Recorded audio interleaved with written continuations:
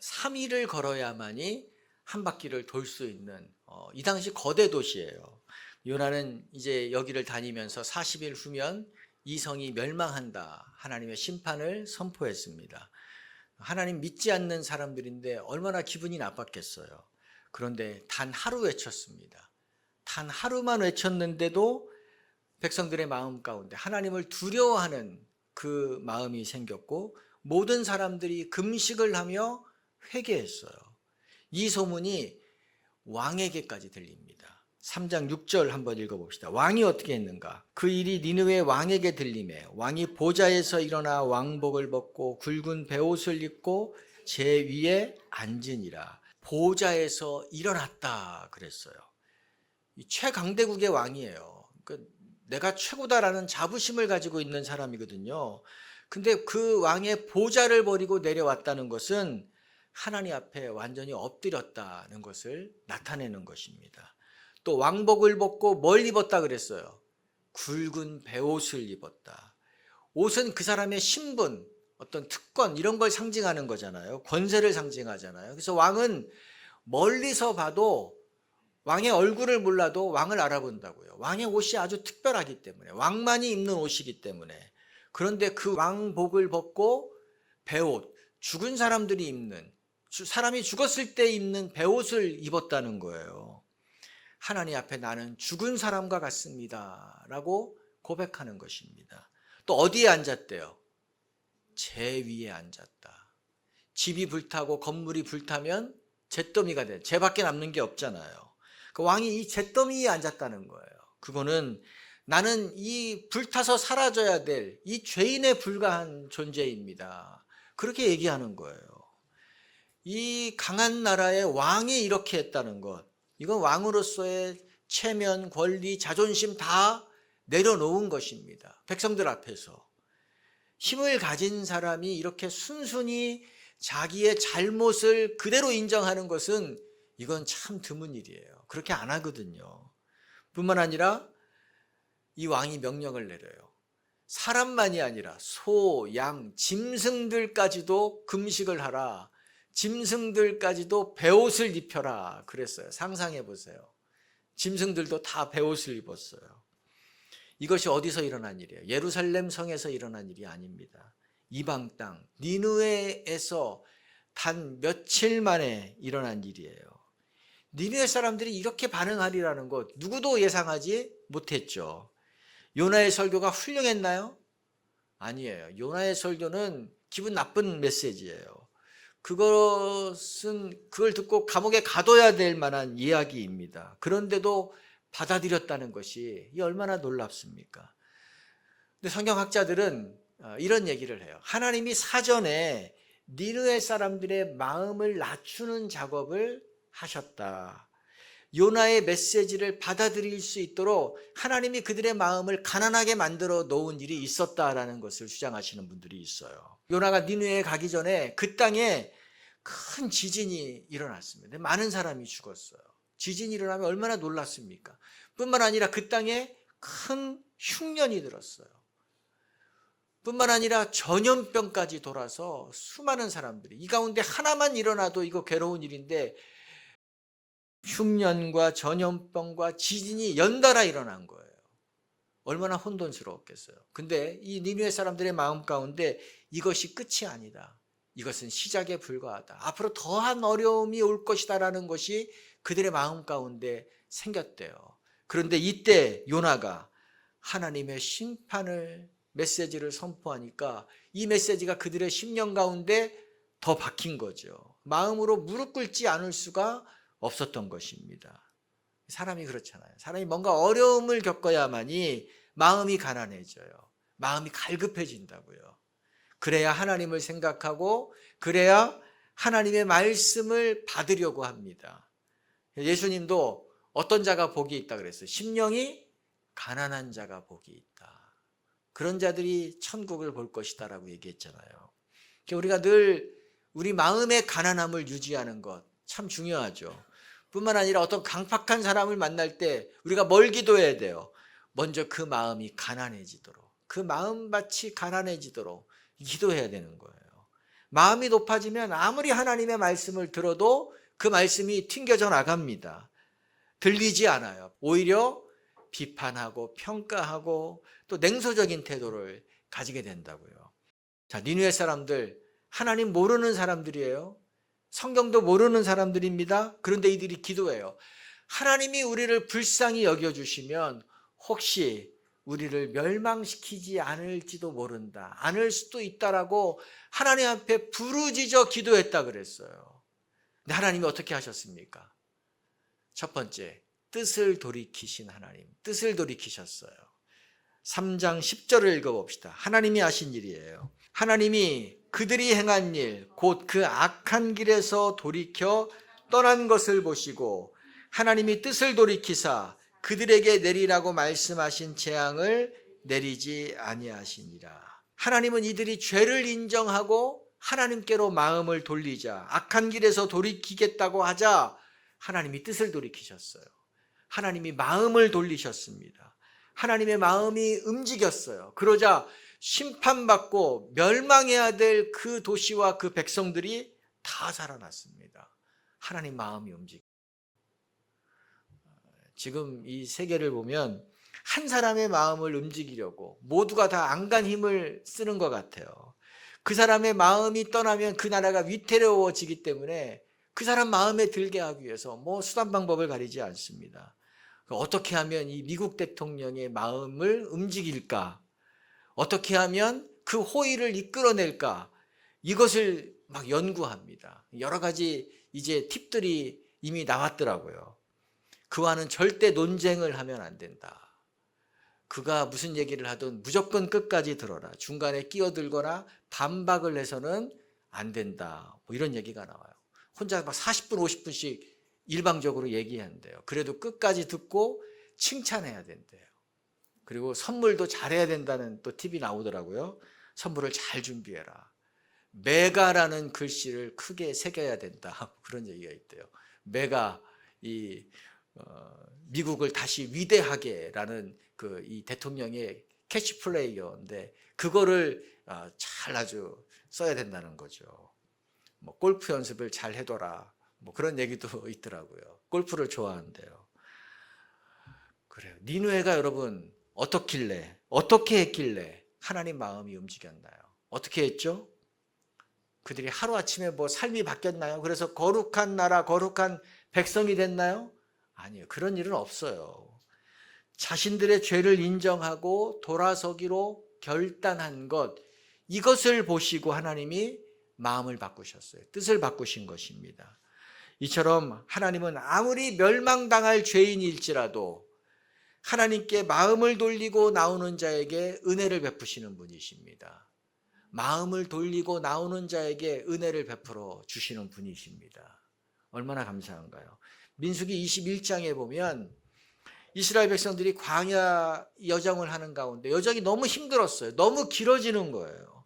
그러자 하나님을 원망하고 백성들의 지도자인 모세를 원망했습니다. 여기는 음식도 이제 형편없고 더 이상 먹을 수도 없고 이러다가 우리는 여기서 다 죽게 생겼다. 원망을 합니다. 그러자 하나님이 불뱀을 보냈어요.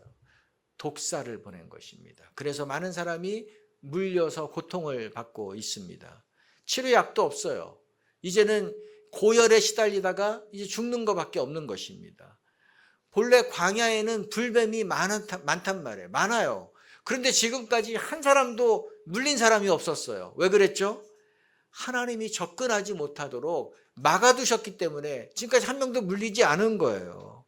이제 백성들이 불뱀의 맛을 보니까 야, 이러다가 우리가 여기 이러다 다 죽게 생겼다.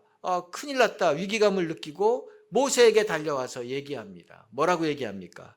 민수기 21장 7절 봅시다. 백성이 모세에게 이르러 말하되 우리가 여호와와 당신을 향하여 원망함으로 범죄하였사오니 여호와께 기도하여 이 뱀들을 우리에게 떠나게 하소서. 우리가 원망함으로 범죄했습니다. 우리가 하나님과 당신께 범죄했습니다. 이 죄를 인정했어요. 그러자 하나님이 구리뱀을 만들어서 구리로 이 뱀의 형상을 만들어서 장대에 매달아라.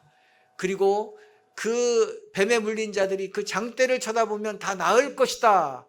하나님이 살아갈 수 있는 방법을 내려주셨습니다. 그리고 그렇게 한 사람은 다 살았어요. 이처럼 하나님은 누구든지 하나님 앞에 나와서 자기의 죄를 자백하는 자를 용서해 주시는 분이라는 것을 우리에게 말씀해 주시는 것입니다. 요한일서 1장 9절에 만일 우리가 우리의 죄를 자백하면 어떻게 하신다 그랬어요? 그는 미쁘시고 의로우사 우리 죄를 사하시고 우리를 모든 불의에서 깨끗하게 하실 것이다 약속하셨습니다. 여러분, 멸망의 날이 결정된 니느웨도 하나님의 용서를 받았습니다. 불뱀에 물려 이제 죽을 것만 남아있던 이 백성들도 살아났어요. 죄를 자백할 때에. 그러므로 우리가 살 길은 뭡니까? 하나님 앞에 나와서 하나님께로 마음을 돌리는 것입니다. 우리의 죄를 자백하는 거예요. 내가 내 죄를 구원할 수 없고 내가 내 죄를 해결할 수 없다는 것을 인정하는 것입니다. 그럴 때 하나님께서 뭘 돌이키세요? 마음을 돌이키십니다. 뜻을 돌이키시는 것입니다. 자, 두 번째로 반대로 요나는 뜻을 고집했어요. 뜻을 고집한 요나. 하나님은 뜻을 돌이키셨는데 요나는 뜻을 고집합니다. 자, 요나는 니느웨가 이렇게 집단으로 회개하는 것, 변화되는 것을 현장에서 본 사람입니다. 하나님이 즉각 용서해 주는 것을 눈으로 목격했어요. 근데 3장은 이제 요나가 기뻐하면서 자기 나라로 돌아갔다. 이렇게 끝나면 돼요. 이렇게 해피엔딩으로 끝나야지 아주 감동적인 이야기가 되는 거죠. 그런데 4장을 보면 정말 당혹스러운 믿기 힘든 이야기가 나옵니다. 4장 1절에 어떻게 됐습니까? 읽어봅시다. 요나가 매우 싫어하고 성내며. 아니, 지금 성낼 이유가 뭐가 있어요? 니느웨가 기뻐하는 것을 보면서 같이 기뻐하면 돼요. 하나님이 그들이 변화된 것을 보고 기뻐하신단 말이에요. 같이 기뻐하면 돼요. 그런데 요나는 단단히 화가 났어요. 하나님께 분노하면서 대듭니다. 왜요? 요나는 40일 후면 니느웨가 멸망한다라고 선포했잖아요. 말씀을 전했어요. 근데 마음속으로는 이 사람들은 절대로 이 말을 믿지 않을 거야. 이 사람들은 계속 악한 행동을 하다가 심판받을 거야 라고 생각했어요. 그리고 그 광경을 보고 싶었어요. 그런데 예상과 달리 모두가 한 마음으로 하나님 앞에 엎드리는 거예요. 또 하나님은 심판을 철회하셨어요. 요나가 화가 난 겁니다. 이 결과를 받아들이고 싶지 않은 것입니다. 하나님의 사랑과 하나님의 용서가 니느웨 사람들에게는 임해서는 안 된다고 그는 믿고 있었어요. 이런 일이 일어나서는 안 된다는 거예요. 요나의 입장도 조금은 이해가 되기는 해요. 그동안 이 아수르가 이스라엘과 이 주변 나라들을 얼마나 괴롭혔는지 모릅니다. 침략하고 또 약탈해가고 죽이고 피해를 본 사람들이 얼마나 많아요. 아마 요나의 가족, 요나의 친척, 요나의 친구, 요나의 이웃들 가운데도 많은 사람들이 죽고 피해를 입었을 거예요. 이 만행을 직접 목격했기 때문에 가슴에 한이 서려 있습니다. 이런 자들은 자기가 한 행위보다 30배, 100배, 1000배의 응징을 받아야 된다. 이런 생각을 갖고 있었을 것입니다. 반대로 생각하면 요나는 어떤가요? 만약 요나가 잘못했을 때마다 하나님이 심판했다면, 하나님이 징계했다면 요나가 어떻게 됐을까요? 요나는 1장에서 끝났어요. 요나는 2장에서 끝났습니다. 3장 4장에 요나는 나오지도 않아요. 요나 자신도 수없이 용서를 받았어요. 수없이 하나님의 은혜를 받은 자입니다. 니느웨 사람과 요나와 사실은 동급이에요. 4장 2절에 요나가 이렇게 고백을 하죠. 2장 하반절 한번 읽어봅시다. 주께서는 은혜로우시며 자비로우시며 노하기를 더디하시며 인애가 크시사 뜻을 돌이켜 재앙을 내리지 아니하시는 하나님이신 줄을 내가 알았음이니이다. 요나가 하나님의 성품을 정확하게 알고 고백하고 있죠. 하나님 은혜로우신 분이다. 자비로우신 분이다. 인애로우신 분이다. 노하기를 더디하시는 분이다. 그래서 하나님께 언제든지 돌이키기만 하면 하나님은 은혜를 베풀어 주신다. 요나가 분명히 알았어요. 뿐만 아니라 이 은혜의 하나님을 요나는 여러 번 경험합니다. 다시스로 도망갔는데 하나님이 찾아오셨잖아요. 하나님이 진노, 심판의 폭풍을 일으키셨지만 하나님이 요나를 살려주셨어요. 바다에 던져졌지만 하나님이 물고기를 보내서 살려주셨습니다. 그래서 물고기 뱃속에서 요나는 하나님께 용서를 구하는 기도를 드렸죠. 감사와 찬양의 기도를 드렸어요. 또 하나님이 기회를 주시면 내가 서원을 지키겠습니다. 결단하고 약속했습니다. 얼마나 멋진 모습이에요. 그런데 지금 어떻게 합니까? 그런데 지금 며칠 지났다고 지금 하나님 앞에 나를 죽여주십시오. 죽고 싶습니다. 기도합니다. 3절을 읽어봅시다. 4장 3절. 여호와여 원하건대 이제 내 생명을 거두어 가소서. 사는 것보다 죽는 것이 내게 나음이니이다 하니. 선지자가 이렇게 말했다는 것이 참 실망스럽지 않나요? 요나의 직책은 선지자지만 지금 이 하는 모습을 보면 이 영적인 수준은 어린아이예요. 이 세상에 어린아이보다 사랑스러운 존재가 어딨나요? 그렇죠. 우리 집사님들 가운데 손주들을 보신 분들이 계속 나타나요. 우리 함재정 집사님도 얼마 전에 손주를 봤고, 우리 김선영 집사님도 보셨고, 뭐 그냥 어린 아이를 보는 거 참 기쁘죠. 그죠? 어떤 꽃보다도 어떤 경치보다도 어린 아이하고는 비교할 수가 없습니다. 우리 교회도 그렇잖아요. 뭐 서운이, 시은이, 시온이, 뭐 예찬이, 예빈이 얼마나 사랑스럽습니까? 저는 토요일 날 되면 주일이 기다려져요. 우리 이 아이들을 보는 것이 기쁨입니다. 제 마음을 표현하지 못해서 안타까운데 정말 그런 마음이에요. 그러나 평생 이 아이들이 어린 아이로만 있다면 어떨까요? 어린 아이로만 있다면 그건 정말 안타까운 일이죠.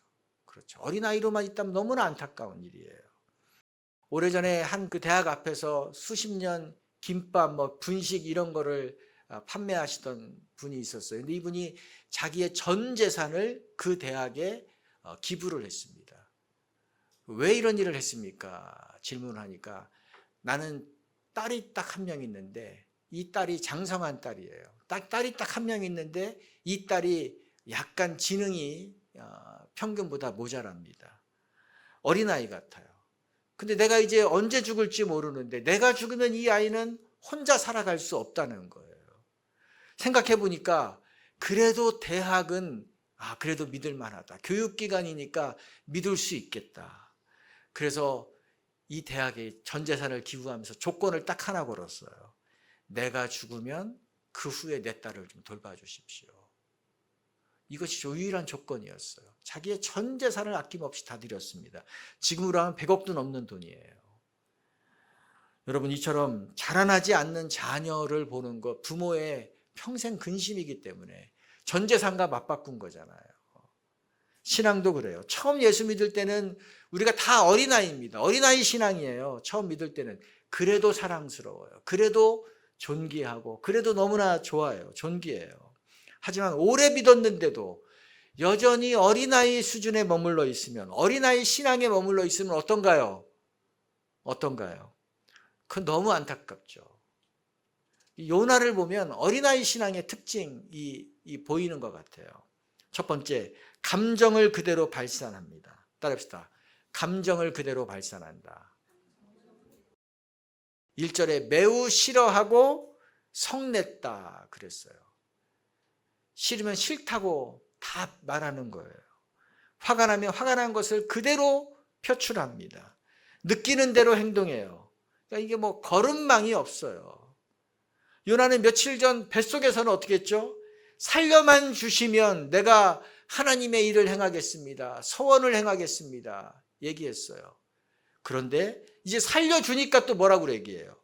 죽고 싶습니다. 제발 나를 죽여주십시오. 4장에서만 이 말을 3번이나 반복합니다. 그러니까 자기 기분만 생각하는 거예요. 자기 어려움, 자기 문제만 생각해요. 하나님에 대한 마음은 전혀 없습니다. 지금 화를 내야 될 분은 누구예요? 하나님이에요. 하나님은 화 안 내십니다. 그러니까 어린 신앙의 특징, 감정을 그대로 발산한다는 거예요.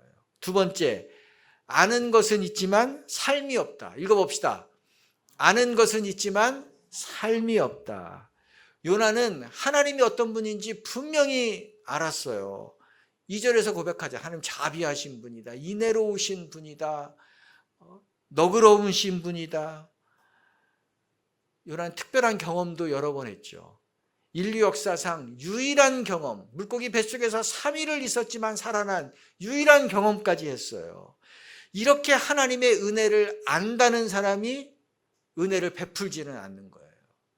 하나님의 사랑, 하나님의 용서를 이렇게 분명하게 경험한 사람이 사랑을 베풀지는 않고 용서는 베풀지는 않아요. 그러니까 이것을 보면 하나님에 대한 지식이 있고 성경에 대한 지식이 있고 체험이 있고 은사가 있고 능력이 있다고 해서 그것이 신앙의 성숙과 일치하지는 않는다는 것입니다. 신앙의 성숙과는 별개의 문제라는 거예요. 예수님 믿은 지 오래된 것은 얼마나 큰 축복입니까? 또 성경을 알고 훈련을 많이 받고 그래서 아는 것이 많다는 것 얼마나 축복이에요.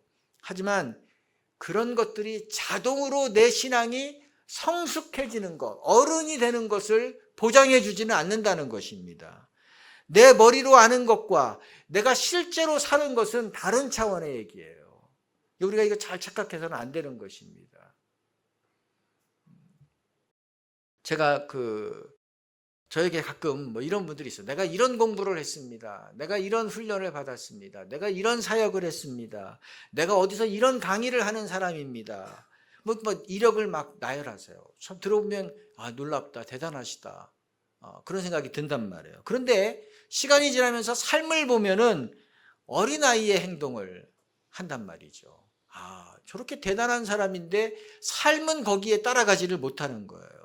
그러니까 성숙한 신앙은 뭐 말을 잘하고 뭐 지식이 풍부하고 그런 것이 아닙니다. 아는 만큼 내가 살아가는 사람이 성숙한 것인 줄 믿으시기 바랍니다. 아는 만큼 살아가는 사람이 어른 신앙인 거예요. 제가 처음 교회 갔을 때에 찬송가가 없었어요. 성경은 있었습니다. 학교 앞에서 기도원 옆에서 이 파란색 신약 성경을 나눠준 것이 있기 때문에 그거를 가지고 갔어요. 근데 찬송가가 없으니까 이제 교회 앞에서 이 빛이 된 예배당 앞에 찬송가가 있어서 그거를 이제 갈 때마다 들고 가서 보고 반납하고 뭐 이렇게 했단 말이에요. 근데 어느 주일인가는 찬송가를 딱 폈는데 악보가 없는 거예요. 악보가 없어요. 내가 잘못 골랐나, 성경을 내가 잘못 가져왔나 생각하고 막 뒤져봤더니 앞에 무곡 찬송가 이렇게 써 있더라고요. 여러분 아십니까? 무곡 찬송가. 근데 제 생각에 왜 찬송가인데 악보가 없지? 근데 왜 누가 이런 악보가 없는 찬송가를 누가 볼까? 뭐 그런 생각을 했단 말이에요. 나중에 좀 교회를 다녀보니까 그 당시에 60대 이상 되시는 분들 상당수가 무곡 찬송가를 갖고 다니시더라고요. 왜냐하면 악보를 볼 줄 몰라요. 악보가 의미가 없어요. 그러니까 가사만 있는 찬송가, 굵은 글씨로 된 거, 그것만 가지고 다니셨어요. 뭐 한글을 배우지 못해서 성경을 읽지 못하는 분들도 상당히 계셨습니다. 성경 공부, 훈련 이런 거 아무것도 없었어요. 그런데 지금 생각해 보면 그분들이 지금의 우리보다 훨씬 더 영적으로 성숙한 분들이 많았던 것 같아요. 말은 우리가 훨씬 더 잘하는데, 아는 것은 우리가 훨씬 더 많은데, 배운 것은 우리가 훨씬 더 많은데 그분들이 더 어른 신앙이었다라는 생각이 드는 거예요. 성도를 사랑하고 성도를 돌보고 섬기고 양보하고 인내하고 교회를 사랑하고 하나님 앞에 자신을 드리고 이런 부분에 있어서 참 지금 생각하면 존경스러워요. 제 눈에 선한 것은 뭐 이 어린 저를 바라보는데 뭐 그냥 사랑한다 이런 말은 하시는 분이 아무도 없었는데 그 눈에서 꿀이 뚝뚝 떨어지는 그것이 저에게 막 느껴져요. 지금도 그 눈빛이 살아있어요. 그렇게 사랑이 많으셨다고요. 뭐 그분들 대단한 분들 없었어요. 다 가난한 분들이고 뭐 무슨 뭐 회장도 아니고 교회에서 뭐 임원도 아니고 리더도 아니었어요. 그런데도 뒤에서 그렇게 사랑하고 돌보고 뭐 손잡아주고 막 이랬다고요. 어떤 분이 그런 말을 하더라고요. 우리는 평생 유치원도 못 되고 죽습니다. 유치원도 못 되고 죽습니다. 그러니까 우리가 배워야 될 것은 다 유치원에서 배웠는데 그대로 살기만 하면 되는데 그렇게 살지도 못하고 죽는다는 거예요. 생각해보면 맞는 말이죠. 유치원에서 친구들과 사이좋게 지내라, 먼저 양보해라, 먼저 사과해라, 어른들 말씀 잘 들어라, 선생님께 인사 잘해라, 교통법규 잘 지켜라, 거짓말하지 말아라, 뭐 운동해라, 골고루 잘 먹어라. 다 어디서 배웠어요? 유치원 때 다 배웠어요. 근데 문제는 이대로 살지 않는다고요. 그대로만 살면 우리나라의 교도소는 아마 텅텅 빌 거예요. 직업을 잃는 사람도 많을걸요. 뭐 경찰관이 왜 필요하겠어요? 법원이 왜 필요하겠어요? 그런데 그렇게 살지 않는다고요. 어린아이 신앙은 뭐예요? 아는 것은 많지만 뭐가 없다? 삶이 없다. 어른의 신앙은, 장성한 신앙은 삶이 있는 신앙이다. 마지막 세 번째, 어린아이의 신앙은 내 생각대로 안 되면 포기한다. 왜 요나는 내 생명을 가져다 달라, 나를 죽여주십시오라고 얘기했을까요? 니느웨가 소돔처럼 불타서 멸망하는 것을 기대했어요. 그거를 보고 싶었어요. 근데 상황이 자기 뜻대로 안 되는 거예요. 그런 일이 안 일어나는 거예요. 그러자 의욕이 확 꺾여 버렸습니다. 그러자 하나님께 얘기하는 거예요. 나는 내 생각을 바꿀 의향이 없습니다. 그러니 하나님이 니느웨를 멸망시키든지 그냥 나를 죽이든지 둘 중에 하나를 선택하십시오. 하나님께 지금 대드는 거예요. 나는 생각을 바꿀 의향이 없다는 거예요. 성숙한 신앙인지 어린아이 신앙인지 구별하는 방법은 내 뜻이 내가 원하는 대로 되지 않을 때, 내가 생각한 계획대로 일이 되지 않을 때 어떻게 반응하는지를 보면 알 수 있는 거예요. 이럴 때 어린아이들은 보통 어떻게 합니까? 어린아이를 보면 내 맘대로 안 되면 씩씩대잖아요. 내 생각대로 부모가 안 들어주고 내 생각대로 뭔가 이 세상이 안 돌아가고, 그래도 어떻게 해요? 기다린다고요. 나는 분명히 이것이 하나님의 뜻이라고 생각하고 추진했지만, 기도했지만 그렇게 되지 않을 때가 훨씬 더 많아요. 제가 경험해 보면 나는 이거 분명히 하나님의 뜻이다, 하나님이 이루실 것이다 라고 했지만 안 되는 것이 훨씬 더 많거든요. 이럴 때 성숙한 신앙은 어떻게 합니까? 어른의 신앙은 그럴 때 순순히 물러납니다. 고통스럽지만 하나님의 때를 기다려요. 너무 답답하지만, 너무 속이 터지지만 하나님이 일하실 것이다 라고 믿고 묵묵히 견디는 거예요. 그런데 어린아이 신앙은, 세상은 처음부터 끝까지 내 중심으로 돌아가야 돼요. 내 중심, 내가 원하는 대로 돌아가야 돼요. 이것이 안 되면 주저앉아 버립니다. 이것이 안 되면 다 포기해 버려요. 예배도 포기하고 하는 것도 다 포기하고 다 포기해 버려요. 지금까지 하나님의 일을 하는 것처럼 보였지만 실상은 뭐예요? 내가 하고 싶은 것을 했다는 거잖아요. 하나님의 일을 하는 것처럼 보였지만 실제로는 내가 좋아하는 일을 한 거예요. 내가 원하는 것을 한 거예요. 자, 니느웨 전체가 지금 하루 사이에 니느웨 전체가 하나님께 돌아왔어요. 하나님 믿겠다고 하고 회개하고 그들의 삶이 변하지는 않았겠지만 하나님께 돌아왔습니다. 그러면 하늘나라에서 어떤 일이 벌어졌을까요? 누가복음에 이러면 하늘나라에서 잔치가 벌어진다 그러죠. 하나님은 지금 기뻐서 어쩔 줄을 몰라 하고 있어요. 그런데 요나는 하나도 기쁘지 않습니다. 이 일이 요나에게는 화가 나는 거예요. 성이 나는 거예요. 왜요? 내 맘대로 내가 원하는 게 이게 아니거든요. 하나님이 기뻐하든지 뭐든지 그건 내가 알 바 아니고 내가 기쁘지 않은 거예요. 그러니까 하나님을 좋아하는 것이 아닙니다. 자기가 좋아하는 것을 한 것뿐이에요. 예수님도 이런 베드로를 꾸짖었죠.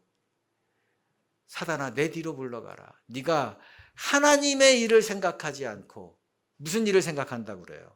사람의 일을 생각하는구나. 도리어 사람의 일만 생각하는구나. 베드로가 사도인데도 너 하나님의 일을 생각하는 사람이 아니다. 너는 네가 좋아하는 일을 하는 거야 라고 날카롭게 지적하셨습니다. 우리가 어린아이의 마음은 평생 간직해야 됩니다. 어린아이의 마음을 잃어버리면 안 돼요. 하지만 어린아이의 일, 어린아이의 태도, 이거는 우리가 빨리 벗어나야 될 줄로 믿습니다. 고린도전서 13장 11절 세 번역으로 읽어봅시다. 내가 어릴 때에는 말하는 것이 어린아이와 같고 깨달는 것이 어린아이와 같고 생각하는 것이 어린아이와 같았습니다. 그러나 어른이 되어서는 어린아이의 일을 버렸습니다. 어린아이일 때는 생각하는 것, 말하는 것, 행동하는 것이 어린아이여도 괜찮아요. 그 당연한 거예요. 그러나 어른이 되어서는 뭘 버려야 된다? 어린아이의 일을 버려야 된다. 나는 버렸다라고 사도 바울이 이야기합니다. 요나서를 보면서 너무 안타깝죠. 이 4장까지 봤지만 요나가 돌이켰다는 얘기가 없어요. 요나가 그렇게 쓸모없는 사람들이라고 하고 심판받아야 되고 악한 사람이라고 정죄했던 니느웨는 돌이켰어요. 짐승까지도 금식하며 회개했다고요. 근데 정작 그렇게 잘났다고 자부하는 요나는 끝까지 돌이키지 않았어요. 화가 난 채로 끝나요. 화가 난 채로 끝나요. 이게 뭔가요? 우리도 이럴 수 있다는 거예요. 요나의 모습은 요나의 모습이 아니라 누구의 모습이라 그랬어요? 우리의 모습, 나의 모습이에요.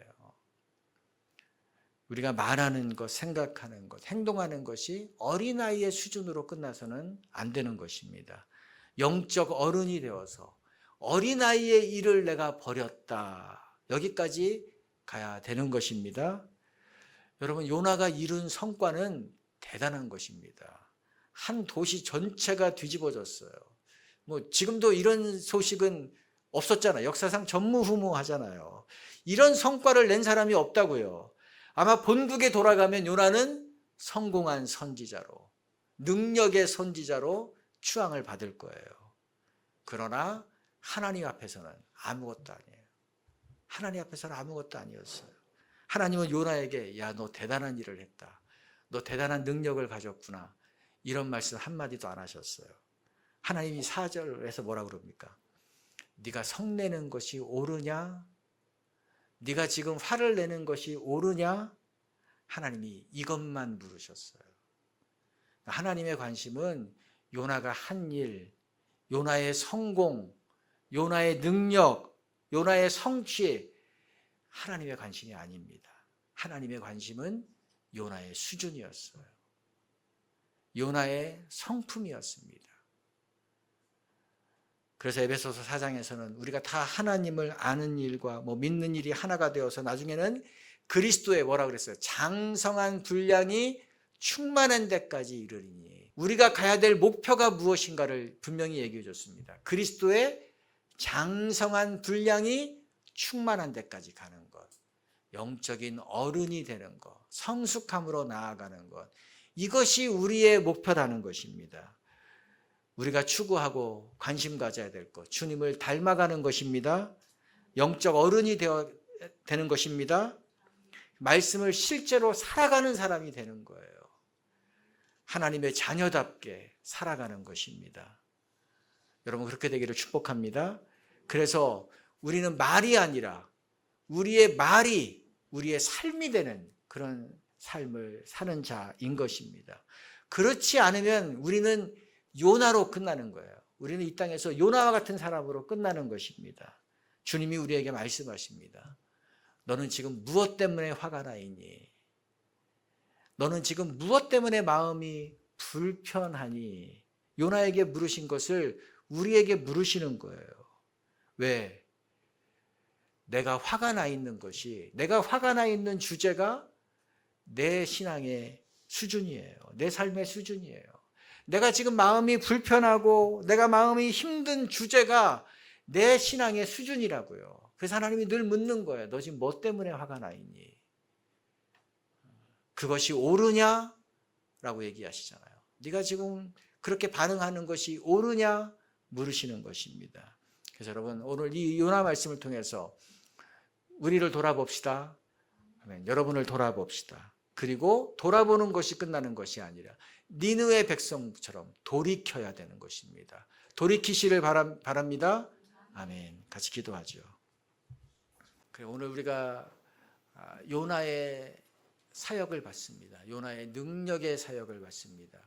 그가 하루 메시지를 전했지만 3일 길 가운데 단 하루만 돌아다니면서 하나님의 심판을 선포했지만 니느웨 전체가 무릎을 꿇었습니다. 동물들까지 금식하며 베옷을 입었어요. 놀라운 일을 이룬 것입니다. 하늘에서 잔치가 벌어졌습니다. 하나님이 기뻐서 어쩔 줄을 몰라 계세요. 그런데 단 한 명, 요나만 화가 났습니다. 요나만 성을 냅니다. 왜 그런가요? 요나가 원하는 것이 아니었어요. 요나는 하나님의 마음에 관심이 있는 것이 아니라 요나는 내가 원하는 것에 관심이 있었던 사람입니다. 내가 원하는 것을 하고 싶었던 거예요. 그것이 이루어지지 않을 때 그는 화를 내고 그는 끝까지 마음을 돌이키지 않고 내가 죽는 한이 있어도 나는 내 고집을 꺾지 않겠습니다. 이렇게 반응했습니다. 주님은 그것이 옳으냐라고 말씀하십니다. 오히려 요나가 강팍하다고 멸망해야 된다고 지적하고 심판했던 그 니느웨 백성들은 오히려 하나님 앞에 다 굴복하며 돌아섰는데 정작 하나님의 사람이라고 자부하는 그 높은 선지자, 오랫동안 하나님을 믿은 그 요나는 끝까지 하나님 앞에 마음을 돌이키지 않았습니다. 화가 난 채로 자기의 고집을 꺾지 않은 채로 그는 돌아갑니다. 여러분, 우리의 직책이 우리의 신앙의 수준을 얘기해 주지 않습니다. 우리 신앙의 연조가 우리가 어른 신앙이라는 것을 얘기해 주지 않습니다. 우리는 얼마든지 어린아이로 생각과 말과 행동이 어린아이 수준으로 끝나버릴 수 있는 거예요. 요나처럼. 그러므로 하나님 앞에 다시 한번 겸비하게 기도합시다. 하나님, 내가 주님을 알아가는 것과 내가 주님을 믿고 따르는 것이 일치하게 되기를 원합니다. 하나님, 적게 알고 그것을 충분히 실행하는 자가 되기를 원합니다. 하나님 말씀을 그대로 따르는 자가 되기를 원합니다. 내 수준이 어린아이 수준에서 이제 어른의 신앙으로 장성한 분량으로 따라 그리스도를 닮아가는 온전한 사람으로 하나님 성장해 나가게 도와주십시오. 성숙해 나가게 도와주십시오. 눈에 보이는 성취를 추구하는 자가 아니라 눈에 보이는 사람들의 인정을 추구하는 자가 아니라 하나님의 성숙함과 내 신앙의 수준에 깊이 있는 그것을 추구하는 자가 되게 하여 주시옵소서. 그렇게 하지 못했던 것을 돌아보며 우리 돌이키는 기도, 또 간구하는 기도를 주 앞에 하며 나아가겠습니다. 하나님 아버지, 그렇습니다. 하나님, 제 안에 요나의 모습이 있음을 고백합니다. 제 안에 하나님이 원하시는 것이 아니라 내가 원하는 것을 고집했던 모습이 있었음을 죄로 알고 고백합니다.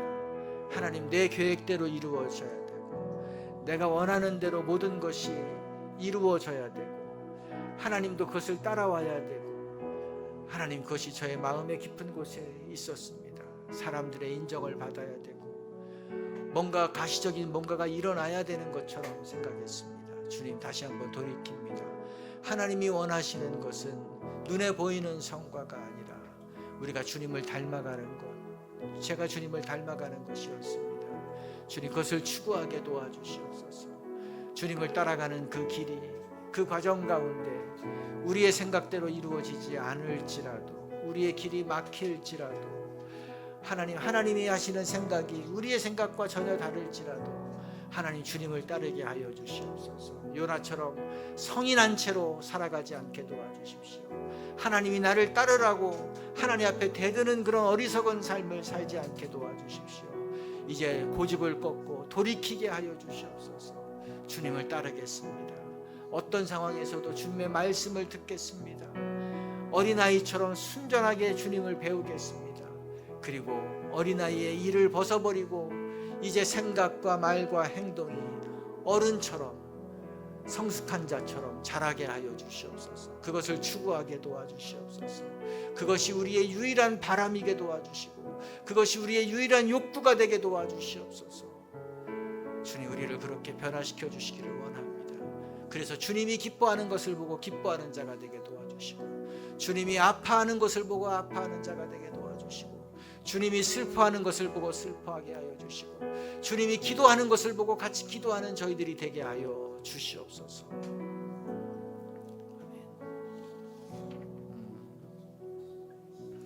그렇습니다. 우리가 주님을 닮아가는 사람, 주님의 성품을 닮아가는 사람, 또 어린아이의 일을 버리고 어른으로 성장해가는 그런 삶을 살아가는 것은 주님을 따라가면 되는 거예요. 내가 앞서가고 주님이 나를 따라오도록 강요하고, 요나처럼 나는 바뀌지 않을 것이니 하나님이 바꾸어 주십시오 라고 요구하는 것이 아니라 주님을 그대로 따라가는 것, 답답해도 힘들어도 주님을 그대로 따라가는 것, 이것이 우리가 어른이 되어가는 길인 것입니다. 이런 우리의 마음을 찬양으로 고백합시다. 예수 따라가며 복음 순종하며,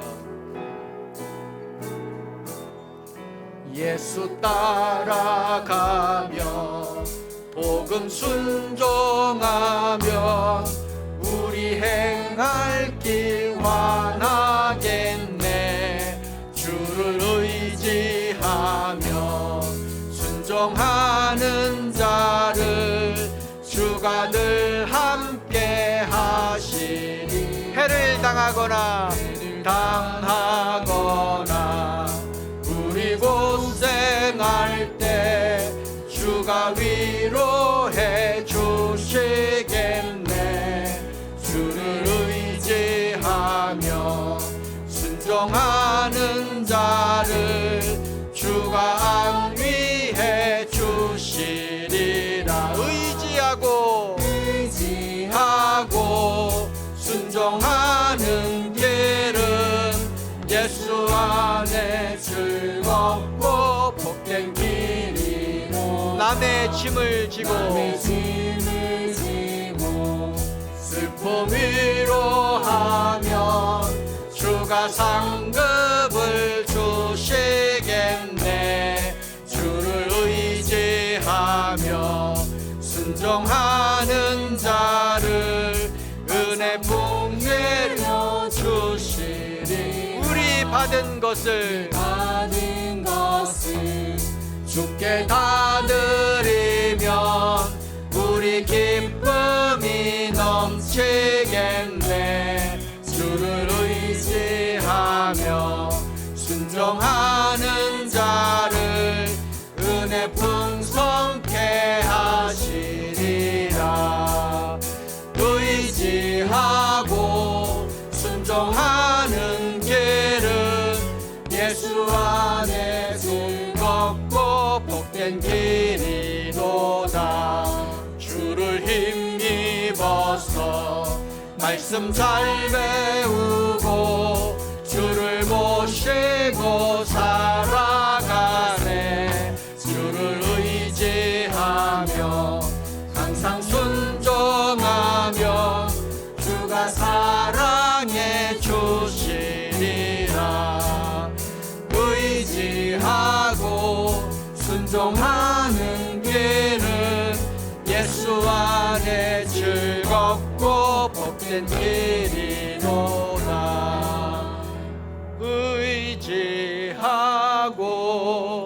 순종하는 길은 예수 안에 즐겁고 복된 길이로다.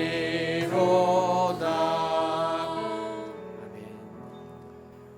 그렇습니다. 주님을 제대로 따르면, 주님을 온전히 따르고 주님을 순전히 따르는 자는 그 길이 험하고 그 길이 무겁고 그 길에 곤고함이 있고 해를 당할지라도 그러나 즐거움이 있다고 했습니다. 오늘 이 찬양처럼 그 길이 복된 길이라고 했습니다. 그러나 요나처럼 내가 좋아하는 길을 가면 화가 나고 성내고 모든 것이 어그러지는 것을 경험하게 되는 것입니다. 아버지 하나님, 오늘 다시 한번 저희가 주님 앞에서 어린아이의 일을 버리고 또 성숙한 믿음, 어른의 믿음으로 나아가기로 결단을 했습니다. 하나님 앞에 그 겸손하게 어린아이처럼 나아갔을 때 하나님이 그 죄를 용서하시고 하나님이 뜻을 돌이키시고 마음을 돌이켰던 니느웨와 같은 하나님 저희들의 마음을 끝까지 견직케 하여 주시옵소서. 행여 요나처럼 하나님이 행하신 일, 하나님이 구원의 일을 행하신 것을 보고도, 천국의 잔치가 열린 것을 보고도 화를 내고 성을 내는, 하나님을 향한 마음이 없는 것과 같은 그런 어리석은 삶, 어린아이와 같은 삶이 되지 않게 하여 주시옵소서. 날마다 우리의 고집이 꺾여지게 도와주십시오. 하나님의 말씀 앞에 우리의 자아가 꺾여지게 도와주십시오. 우리의 자존심과 우리의 의가 내려지고 오직 성령 하나님을 따르고 말씀을 따르는 순전한 자들이 되게 하여 주시옵소서. 우리 교회가 그런 공동체 되기를 원합니다. 하나님, 어린아이 신앙에서 계속해서 주님의 성품을 닮아가는 어른의 신앙으로, 어른의 교회로 우리를 변화시켜 주시옵소서. 이제 그것을 추구하며 계속해서 나아갈 수 있도록 저희를 도와 주시옵소서. 성부와 성자와 성령의 은혜가 오늘 성숙한 신앙으로 나아가기로 결단한 성도들 위해 영원히 함께하기를 예수님의 이름으로 축원드립니다.